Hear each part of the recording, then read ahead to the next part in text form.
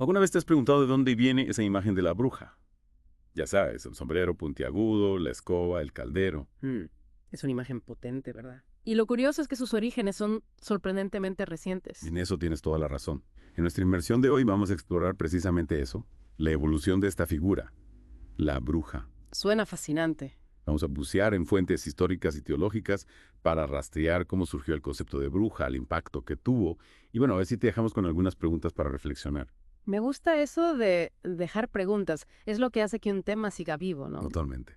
Y una de las fuentes clave que vamos a analizar es un libro del siglo V llamado Formicarius. Ah, sí, escrito por Johannes Snyder. Muchos lo consideran el punto de partida de la bruja, tal como la conocemos. Exacto. Y fíjate en la ironía del título hormiguero, cuando te pones a pensar en el tema que trata. ¿Ya? ¿No te imaginas un libro sobre hormigas siendo la base de la casa de brujas? Para nada.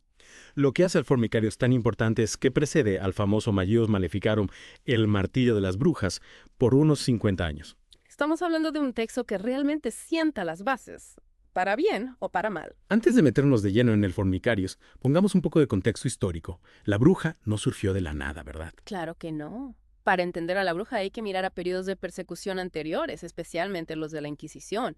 Grupos como los cátaros o los valdenses, con creencias diferentes a la Iglesia Católica, eran a menudo el blanco. Es considerado heréticos. Exacto. Y ojo, que la herejía no era solo un desacuerdo teológico, se veía como una amenaza a la sociedad misma. En aquella época, la religión era central en la vida y salirse de la norma no era algo que se tomara a la ligera. Interesante. ¿Y dónde encaja la brujería en todo esto? Al principio no era considerada herejía, ¿no? Correcto, era un pecado grave, pero no necesariamente herejía. Pero eso empieza a cambiar a finales del siglo Tieso, y una figura clave en ese cambio es Nicolás Aymerich. A Emmerich. ¿Quién era? ¿Y qué hizo? Aymerich era un inquisidor catalán, y él empieza a vincular la brujería con la herejía. Argumentaba que como la brujería a menudo implicaba adorar demonios o hacer pactos con el diablo, caía bajo la jurisdicción de la Inquisición. Ah, ya veo. Eso sí que ampliaba el alcance de la Inquisición. Exactamente. Y abre la puerta a la persecución de cualquier acusado de brujería. Es como si la brujería y la herejía se fusionaran. Y lo curioso es que antes mencionaste a los valdenses, a quienes se acusaba de brujería sin evidencia histórica. Sí, y eso es importante. Subraya cómo se usaba la brujería para marginar aún más a grupos ya considerados problemáticos. Los valdenses, por ejemplo, criticaban la riqueza de la iglesia y abogaban por la pobreza. Eran un blanco fácil, por así decirlo. Sí, y se estaba gestando la tormenta perfecta. Tienes la Inquisición buscando herejes y la herejía se asocia cada vez más con la brujería. Una situación muy peligrosa. Y ahí es donde entra el Formicarius. En el momento justo. Con toda esta ansiedad por la herejía y la brujería en aumento, llega la obra de Snyder. Y hablando del Formicarius, has mencionado que está estructurado en torno a una metáfora de las hormigas. ¿Puedes contarnos más sobre eso? Claro, el libro se divide en 5 libros y cada uno utiliza algún aspecto del comportamiento de las hormigas para hablar de temas teológicos y morales. Por ejemplo, el primer libro se centra en los actos justos, comparándolos con la laboriosidad de las hormigas. Y el quinto libro es donde Snyder se centra en la brujería. Bingo. El quinto libro utiliza los colores de las hormigas como metáfora para explorar la herejía. Ahí es donde desarrolla su teoría sobre la brujería. Entonces, ¿cómo presenta Snyder este concepto de brujería? ¿Qué características tiene? Pues su descripción es bastante detallada y sistemática. Habla de una secta herética, liderada principalmente por mujeres, que hacen pactos con Satanás para obtener poderes sobrenaturales. Describe 7 formas de daño que pueden causar, incluyendo amor, odio, impotencia, enfermedad, muerte, locura y daño a la propiedad. Esa es una lista bastante completa. Me llama la atención que destaque el papel de la mujer. Sí, y eso es algo a lo que volveremos más adelante. Las ideas de Snyder sobre las mujeres y la brujería reflejan las actitudes de la época, pero también hay algo más ahí. Bueno, tenemos este marco básico de la brujería según Snyder, pero habla de prácticas específicas, de cómo hacen las brujas sus maldades. Claro que sí. Y algunas historias son bastante extrañas. Por ejemplo, describe una poción hecha con bebés, que se usa para iniciar a nuevos miembros en el sabbat de las brujas. Espera, una poción con bebés. Sí. ¿En serio? Sí, y eso nos habla de los miedos de la época. Los niños se consideraban especialmente vulnerables al mal, así que usarlos en rituales de brujería habría sido terrible. Una imagen bastante perturbadora. ¿Qué otros ejemplos de brujería menciona Snyder? Pues habla de un hechicero llamado Escabas, que supuestamente podía cambiar de forma usando un elixir. El problema es que un día no fue lo suficientemente rápido y murió mientras intentaba transformarse en rata. En rata. ¿Por qué no un león o algo más poderoso? Supongo que la rata era su forma de escape preferida. Pero sí, un poco extraño, ¿no? Si tenía una magia tan poderosa. Totalmente. ¿Algún otro ejemplo? También habla de Starim, un mago del clima que al parecer conjuraba granizadas lanzando un pollo al aire para que un demonio lo atrapara. Un pollo, ¿en serio? Sí. Y la magia de Starim no era muy precisa, las granizadas a veces caían en lugares aleatorios. Sí. También se dice que podía transportar heno, grano, estiércol, hacer que los niños se ahogaran, enloquecer a los caballos, predecir el futuro y crear olores horribles, especialmente cuando la gente intentaba detenerlo. Bueno, eso ya empieza a sonar más a la bruja que conocemos. Volar, magia de clima, hacer daño. ¿Y qué hay de la imagen de la bruja volando en escoba? Aparece en el Formicarius. Pues, curiosamente, sí habla de volar. Nider cuenta la historia de una mujer que decía poder volar para reunirse con Diana, la diosa romana. Eso sí no usaba una escoba, sino un cuenco grande, de esos para amasar pan. Un cuenco para pan. Eso sí que es original. Ya te digo. Y por lo que cuenta, el intento de vuelo no le salió muy bien. Se untó con un ungüento, cantó unas palabras mágicas y cayó inconsciente. Y bueno, en ese estado de trance se cayó del cuenco y se hizo una buena herida en la cabeza. Ay, ¿se acabó lo de volar por los aires? Sí, pobre. Pero la historia es interesante porque ya vemos esa fascinación por el vuelo en los relatos de brujería. Nider menciona que el ungüento probablemente llevaba belladona, mandrágora, cicuta, una mezcla potente. Desde luego. Ya vamos viendo cómo toman forma algunos de esos elementos clásicos. El vuelo, las pociones, la influencia demoníaca. ¿Qué más cuenta Nider sobre esta secta herética? Bueno, también habla de la magia de amor, que como ya dijimos, no tiene mucho de amor porque no hay consentimiento. Es más bien una especie de manipulación erótica. Y no se corta el hablar de íncubos y súcubos, demonios que supuestamente tienen relaciones sexuales con humanos. Un tema que seguro que generaba controversia. ¿Y qué opina Nider de estos encuentros con demonios? Parece algo escéptico. Sugiere que muchas de estas historias son probablemente pesadillas o lo que hoy llamaríamos terrores nocturnos. Entonces no se cree del todo que la gente tenga sexo con demonios. Parece que sí cree que es posible, pero se inclina por explicaciones más racionales. Eso es interesante. Incluso en este contexto de demonología y brujería, hay espacio para diferentes interpretaciones. Totalmente. Y es importante recordar que el objetivo de Nider con el Formicarius era reformar la iglesia. Veía la brujería como un síntoma de una iglesia que había fallado a su pueblo. O sea, que no solo quería demonizar a las brujas, ¿no? Veía esto como una llamada de atención a la iglesia. Exactamente.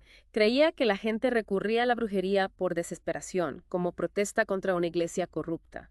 Si la iglesia se centraba en predicar, servir y atender a la comunidad, podría combatir la herejía, incluida la brujería. Una perspectiva bastante matizada para la época, ¿no?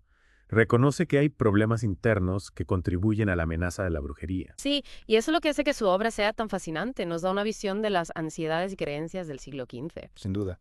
Y bueno, hablando de la época, ¿qué hay de la obsesión de Nider con que las mujeres eran más propensas a la brujería? ¿Es simplemente misoginia o hay algo más? Buena pregunta. Y aunque no podemos ignorar el contexto misógino de la época, el argumento de Nider va más allá de decir que las mujeres son moralmente débiles. Él dice que las mujeres tienen una mayor capacidad tanto para el bien como para el mal en comparación con los hombres. O sea, que no es debilidad, sino una especie de potencia amplificada. Exacto. Usa el ejemplo de la Virgen María, cuya rectitud considera superior a la de cualquier hombre. Y siguiendo esa lógica, cuando una mujer se vuelve hacia el mal, se vuelve excepcionalmente malvada. De ahí el miedo y la notoriedad que rodean a las brujas. Es una lógica un poco perturbadora, pero nos ayuda a entender el contexto. Como si necesitaran una figura que encarnara el mal extremo, y por alguna razón la mujer encajaba en ese perfil. Sí, y esta idea del poder inherente de la mujer, aunque distorsionada, nos lleva a otra pregunta. ¿Qué pasa con las mujeres devotas que rechazaban al diablo, pero que vivían fuera de las normas? Te refieres a las beguinas, ¿no? Exacto. Las beguinas son un contrapunto fascinante a la bruja. Eran mujeres que se dedicaban a la vida sencilla, a la religión y al servicio a la comunidad. Vivían juntas, pero no eran monjas, tenían cierta independencia. Entonces, en cierto modo, desafiaban las normas. Sí, y por eso son tan interesantes. Vivían su fe de una manera que era devota y a la vez subversiva. ¿Y qué pensaba Nider de las beguinas? ¿Las veía como una amenaza, como a las brujas? No, al contrario. Las veía como una alternativa positiva a las brujas. Su piedad y servicio eran un ejemplo del poder de la mujer para el bien, casi como antibrujas, que encarnaban lo opuesto a las brujas demoníacas. Es un contraste genial. Por un lado, la bruja malévola, y por otro, la devota beguina. realmente refleja las complejidades de la época. Totalmente. Habla de las ansiedades e incertidumbres de la época. La gente buscaba respuestas y figuras como la bruja y la beguina ofrecían caminos muy diferentes. Para ir cerrando nuestra inmersión en el Formicarios, ¿cuáles serían las conclusiones principales? Está claro que este libro influyó en la imagen de la bruja, pero ¿estaba ya completa esa imagen en la época de Nieder? Muy buena pregunta. Aunque el Formicarios nos da una descripción detallada de la brujería, la gran teoría de la brujería, como la llaman algunos estudiosos, aún no estaba del todo desarrollada. Por ejemplo, se menciona el vuelo, pero no el sabbat de las brujas, con sus rituales y orgías. Claro, es como una protobruja, ¿no? Exacto. Todavía está en evolución. Vemos elementos que serán centrales más adelante, pero aún no se han fusionado en la imagen que todos conocemos. Y el vínculo entre herejía y brujería sigue siendo muy fuerte. Más adelante, la bruja se convertirá en una entidad independiente, una fuerza herética por derecho propio. Qué ironía, ¿no?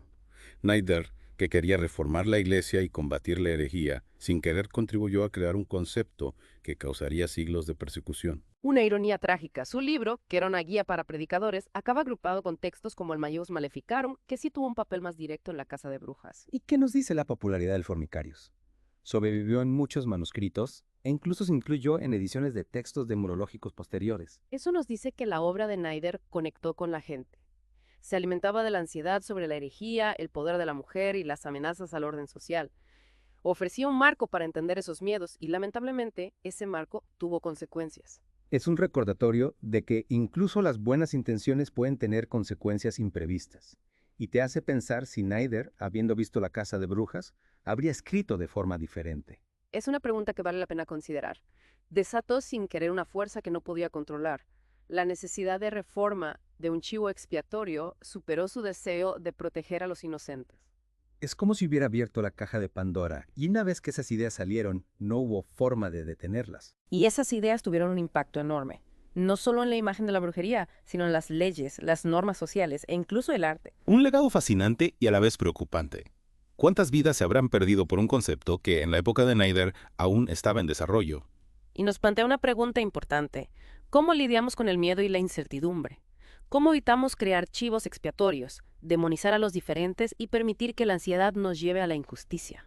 Preguntas que siguen siendo relevantes hoy, ¿verdad? Ya no quemamos brujas, pero seguimos con la tendencia de etiquetar y demonizar a los que vemos como diferentes. Sí, y por eso es importante entender las raíces históricas de estos conceptos. Nos ayuda a reconocer patrones y a resistir esos impulsos. Y aunque el Formicario se centra en la brujería, nos da información sobre las ansiedades de la época. ¿Recuerdas el canon episcopi que mencionamos antes? Claro, ese texto del siglo XIII que condenaba la magia y la adivinación. Siempre me ha fascinado cómo ese documento, siglos antes del Formicarius, nos da pistas sobre la imagen de la bruja en sus inicios. Exacto. El canon episcopi nos da una visión de cómo se entendían la magia y la brujería en los primeros tiempos de la Iglesia. Y lo que me parece más intrigante es que el canon episcopi, a diferencia de textos posteriores sobre demonología, descartaba algunas prácticas asociadas a la brujería. Decía que cabalgar con Diana y las transformaciones en animales eran delirios, no hechos reales. Ese es un punto clave. Sugiere que al menos entonces había cierto escepticismo dentro de la Iglesia sobre algunas de las afirmaciones más exageradas sobre la brujería. Y lo más irónico es que las primeras acusaciones cristianas contra otros cristianos, especialmente los gnósticos, se parecían a las acusaciones romanas contra los primeros cristianos. Es como un eco histórico, ¿no? Las mismas acusaciones que se usaron para perseguir a los primeros cristianos ahora se usaban contra grupos considerados heréticos dentro de la Iglesia. Exactamente. Y eso nos muestra cómo el concepto de otro, el enemigo, puede ser manipulado para justificar la persecución. Bueno, hemos profundizado en el Formicarius, las ideas de Nieder sobre la brujería y el contexto social y religioso del siglo XV. ¿Hacia dónde vamos ahora? ¿Qué otros aspectos de esta historia deberíamos tener en cuenta? Es como si el Formicaris marcara un antes y un después. No es solo un libro antiguo, es un texto que ayudó a consolidar y propagar ideas que tendrían un impacto enorme en Europa durante siglos. Y lo más escalofriante es que Nieder no promovía la violencia. Para nada. Él creía que la reforma, la educación, el servicio, esas eran las claves para combatir la herejía. Pero la imagen de la bruja, ese enemigo interno, era tan fuerte que en cierto modo se escapó de su control. Exacto, como si tuviera vida propia. Es una lección importante, ¿verdad? Sobre el poder de las ideas, sobre cómo se buscan chivos expiatorios, sobre cómo el miedo se puede usar para hacer daño. Totalmente. Y una lección que sigue siendo relevante hoy en día. Ya no quemamos brujas, pero la intolerancia, los prejuicios, la necesidad de demonizar al diferente, todo eso sigue ahí. Y después de esta inmersión en el Formicarios, ¿qué te gustaría que nuestro oyente se llevara de esta conversación? Lo más importante es entender que la imagen de la bruja no surgió de repente. Se construyó poco a poco, alimentada por la ansiedad, la religión y lamentablemente esa necesidad humana de buscar culpables fáciles para problemas complejos. Es un recordatorio de que hay que mirar con ojo crítico las historias que nos han contado, las narrativas que damos por sentado. Exacto. Y eso es lo que me gusta de estas inmersiones profundas. Nos ayudan a desmontar la historia, a entender cómo se forman las ideas, a cuestionar lo que creemos. Y nos deja con esa última pregunta para reflexionar. Si el Formicarios pretendía reformar la iglesia, ¿crees que Nieder se horrorizaría al ver la casa de brujas que vino después? Esa pregunta te la dejo a ti, oyente. ¿Reconocería Nieder su propia creación en esa forma tan retorcida y brutal que tomó después? ¿O lo vería como algo inevitable en una sociedad dominada por el miedo y el control? Las respuestas se han perdido en el tiempo, pero las preguntas siguen siendo importantes. Y con esa reflexión damos por concluida nuestra inmersión del Formicarios y los orígenes de la bruja. Esperamos que este viaje al pasado te haya dado una nueva perspectiva sobre este tema tan fascinante y complejo. Gracias por acompañarnos y hasta la próxima.